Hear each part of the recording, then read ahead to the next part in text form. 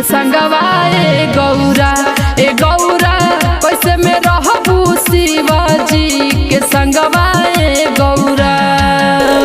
बोललू से बोललू है मम्मी फेरो माती बोली है मम्मी, हे मम्मी फेरो माती बोली है मम्मी, हे मम्मी सही सलामत रहबई भोला जी के संगवा ए मम्मी, हे मम्मी सही सलामत रहबई भोला जी के संगवा ए मम्मी।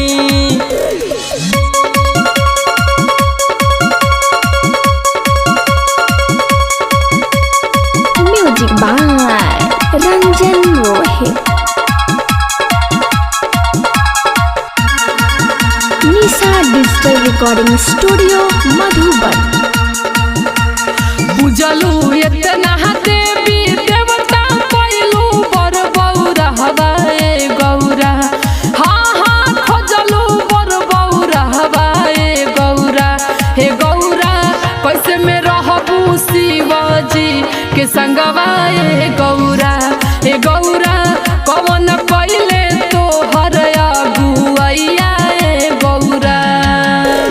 नारद जी के खोजल दुल्हा मिलल भोला बौरा हवाए मम्मी, हे मम्मी मिलल भोला बौरा हवाए मम्मी, हे मम्मी सही सलामत रहबई उनके संगवा ए मम्मी, हे मम्मी सही सलामत रहबई भोला जी के संगवा ए मम्मी।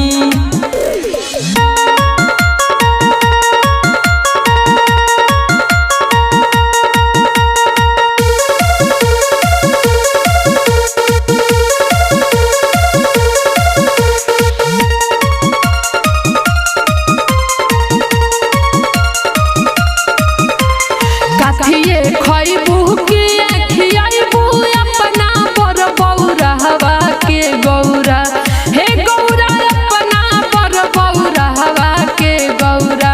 हे गौरा कैसे में बीती जिंदगी पत्थर पहरिया ए गौरा, हे गौरा कैसे में जिंदगी बीतैबू पत्थर पहरिया में गौरा।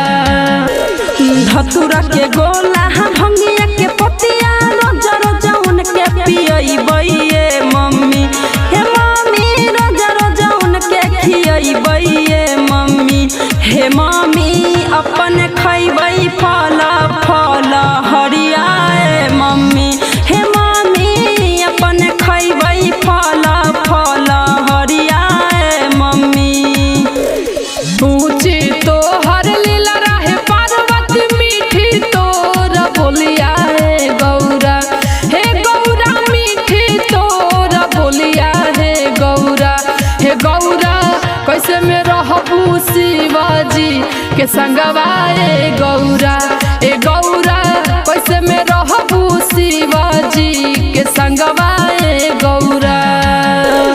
बोललू से बोललू है मम्मी फेरो माती बोली है मम्मी, हे मम्मी फेरो माती बोली है मम्मी, हे मम्मी सही सलामत रहबई भोला जी के संगवा ए मम्मी, हे मम्मी सही सलामत रहबई भोला जी के संगवा ए मम्मी। निशा डिजिटल रिकॉर्डिंग स्टूडियो मधुबन।